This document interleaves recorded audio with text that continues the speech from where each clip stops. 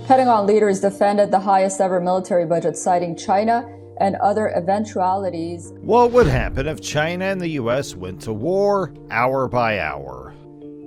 Did you ever imagine what would happen if China and the U.S. went to war, in which the China Army Rocket Force unleashed thousands of ballistic and anti-ship missiles, while the U.S. deploys its advanced Space Force technology and naval firepower? In this video, you'll find out exactly what can and cannot happen. In the first hour of the hypothetical war between China and the U.S., the conflict erupts with a devastating missile strike launched by China's People's Liberation Army Rocket Force. Their objective is to neutralize the U.S. Pacific forces and gain a strategic advantage. The U.S. Space Force and Navy quickly respond, detecting the incoming missiles and activating their defenses to safeguard crucial assets and personnel. China's missile attack is targeted at U.S. military bases in the Pacific region, including important locations such as Guam and Hawaii. The intensity of the assault results in significant damage and casualties, creating a chaotic and dire situation. In response to the surprise attack, the entire U.S. military apparatus is placed on high alert. In order to protect the American people, readiness now and readiness in the future through modernization. The President, combatant commanders, and military installations across the globe are immediately notified, emphasizing the gravity of the situation and the need for a coordinated response. This initial hour sets the stage for a harrowing conflict with immense consequences. The rapid escalation of hostilities and the scale of destruction underscores the severity of the situation, leaving both nations and the world on edge as the war unfolds. The following hours and days will likely witness intense military engagements, strategic maneuvering, and a struggle for control, as both sides attempt to gain the upper hand in this high-stakes confrontation. The implications of this clash could reverberate for years to come, shaping the future of international relations and global stability. As the second hour unfolds, the U.S. Space Force's 2nd Space Warning Squadron swiftly analyzes the Chinese attack, comprehending its scale and nature. It seems that we spend way more focus on projecting power, especially into the areas around China. Their timely detection and analysis proved crucial in providing early warning to the U.S. military, enabling them to respond more effectively. American missile defenses engage the incoming Chinese missiles with urgency. While some missiles are successfully intercepted, others manage to bypass the defenses, causing destruction and havoc on the targeted U.S. bases in the Pacific. The missile barrage results in severe damage to military installations and equipment, impacting the ability to mount a quick counteroffensive. Tragically, the attack also causes collateral damage, hitting civilian targets in neighboring countries like Japan, South Korea, and the Philippines. Innocent civilians bear the brunt of the conflict, further escalating tensions and regional instability. The gravity of the situation prompts U.S. nuclear forces to be placed on high alert. The possibility of a nuclear response from China looms ominously, heightening fears of an escalation to a catastrophic level. The risk of nuclear war becomes a grim reality, and strategic decisions are made with extreme caution to avoid triggering an all-out nuclear conflict. In the midst of the chaos, communication channels between China and the U.S. are strained. Both sides are now aware of the grave implications of their actions, and diplomatic efforts to de-escalate the situation are initiated, though tensions remain high.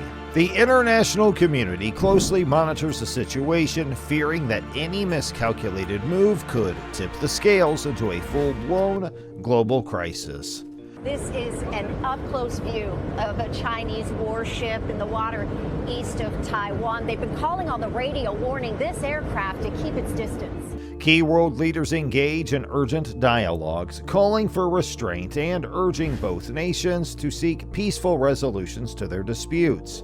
Behind the scenes, intelligence agencies from various countries work tirelessly to gather information on the unfolding events. Cyber warfare tactics come into play as both China and the U.S. attempt to disrupt each other's military networks and communication systems. In an effort to control the situation and prevent further escalations, the United Nations convenes an Emergency Security Council session. The U.S. intelligence community assesses that China almost certainly is capable of launching cyber attacks that could disrupt critical infrastructure services within the United States, including against oil. All member states voice their concerns and support initiatives to mediate a peaceful resolution. As the second hour draws to a close, the world watches in trepidation as the fate of the international relations hangs in the balance. The potential consequences of a prolonged conflict between two global superpowers are unimaginable, making it crucial for both sides to exercise restraint and consider the catastrophic implications of further aggressive actions. While the immediate focus lies on military defense and damage control, the world's attention turns to diplomatic efforts and international pressure to bring an end to the hostilities. The crisis serves as a stark reminder of the fragility of global peace and the urgent need for cooperation and dialogue among nations to prevent conflicts from spiraling out of control. The outcome of this critical moment will shape the course of history and the future of international relations for generations to come. During the third hour, China intensifies its military cyber operations in an attempt to disrupt U.S. military networks and communications. However, the U.S. military has implemented their multi-redundancy global alerting systems, making it challenging for the cyber attacks to cripple their capabilities completely. While the cyber battle rages in the virtual realm, China's missile barrage continues unabated, targeting U.S. bases and installations in the Pacific region. The relentless missile strikes cause further damage to critical infrastructure and inflict more casualties on American forces. In response to China's naval buildup and to counter the growing threat, the U.S. military deploys its LRASM, or Long-Range Anti-Ship Missile Systems. These advanced weapons are launched from various platforms, including aircraft and aerial tankers, enabling the U.S. to confront and disrupt Chinese naval forces. The LRASM, equipped with sophisticated stealth technology, proves especially effective in penetrating enemy defenses and striking high-value targets, creating a significant deterrent against China's maritime aggression. Simultaneously, American submarines enter the fray, taking on the task of targeting and engaging Chinese ships and submarines.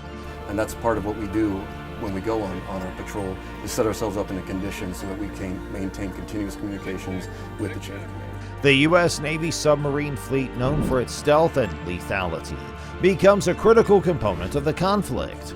Armed with long-range anti-ship missiles, the submarines operate covertly, striking Chinese vessels with deadly precision and causing substantial damage to the enemy's maritime assets.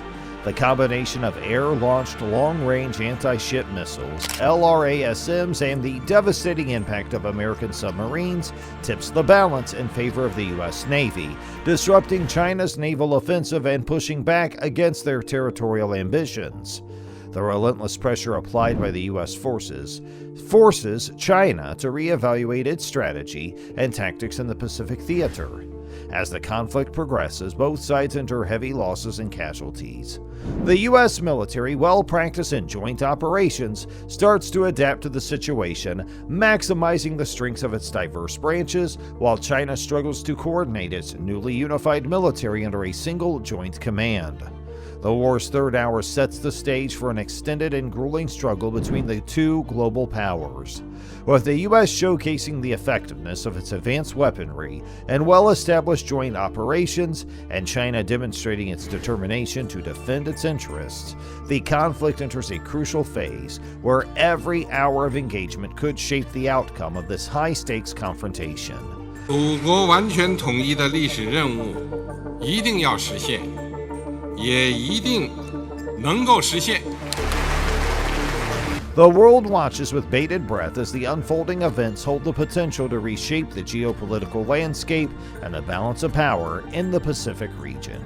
As the sixth hour of the conflict unfolds, both China and the U.S. find themselves grappling with significant losses in their air fleets, which profoundly affects their respective air capabilities. The intense aerial engagements have taken a toll on the combat aircraft of both nations, leaving them with diminished numbers and resources. In a strategic move, the U.S. military begins implementing the innovative Rapid Dragon concept. This involves using transport aircraft, specifically C-130 and C-17 cargo planes, to launch cruise missiles against Chinese bases and military installations. By converting civilian airfields into military ones and widely dispersing their forces before the war, the U.S. gains the advantage of surprise and flexibility. We're